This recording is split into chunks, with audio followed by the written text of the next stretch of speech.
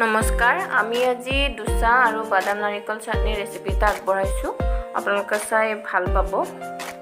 ইয়াৰ বাবে আমি বাদাম, নাৰিকল, ধনিয়া পাত, কাৰি পাত্তা, জলকীয়া দুটা, নহৰু 3 ফুটা আৰু সৰিয়হ অলপ লৈ লৈছোঁ। কেৰাহী এখন গৰম কৰি বাদামখিনি আমি তাতে দি দিছোঁ। এইখিনি গৰম হোৱাৰ পিছত আমি বাকলি গুচুৱাই ল'ম। মিক্সিৰ জাৰ এটাত নাৰিকলখিনি সৰু সৰুকৈ কাটি দিছোঁ। বাদাম, জলকীয়া, ধনিয়া, নহৰুখিনি দি আমি মিহি কৰি ল'ম।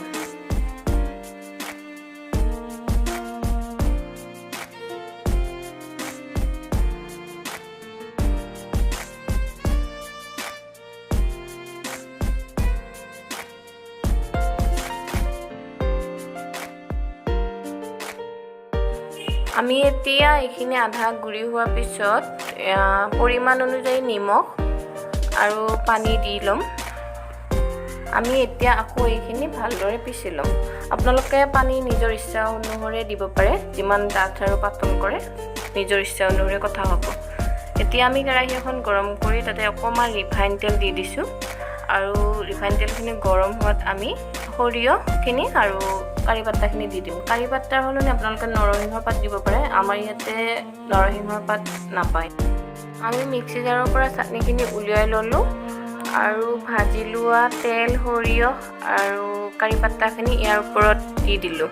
এতিয়া আমি এইখিনি ভালদৰে মিহলাই ল'লোঁ আৰু আমাৰ চাটনি ৰেডি।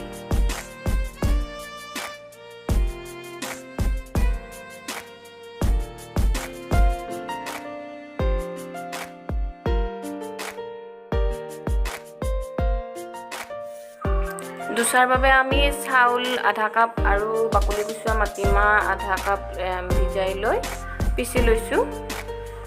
এতিয়া আমি তাখন গৰম হ'ব দি মিশ্ৰণখিনি দি দিছোঁ আৰু ঘূৰণীয়া কৰি দিছোঁ।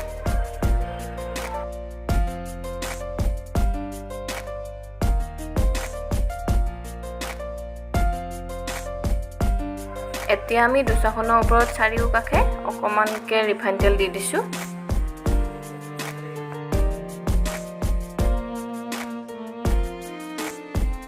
এতিয়া আমি দোচাখন ওলোটাই দিলোঁ আৰু আমাৰ দোচা আৰু বাদাম নাৰিকলৰ চাটনি ৰেডি।